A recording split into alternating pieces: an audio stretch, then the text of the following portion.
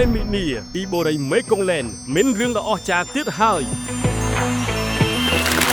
មានបរិតេកក៏ខ្លាចជាម្ចាស់ផ្ទះពេញសិទ្ធទទួលបានប្លង់រឿងបានផងដែរចាប់ពីថ្ងៃទី1រហូតដល់ថ្ងៃទី31ខែមីនាឆ្នាំ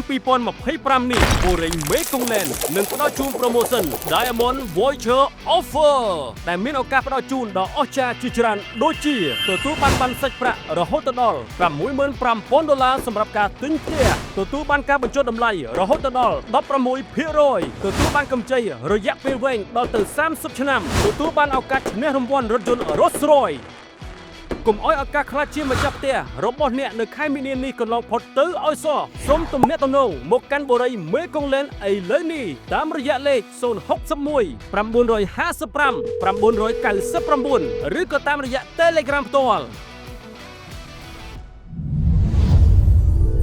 បូរីមេកុងឡែនផ្ដើមជីវិតរីករាយនិងជោគជ័យនៅទីនេះ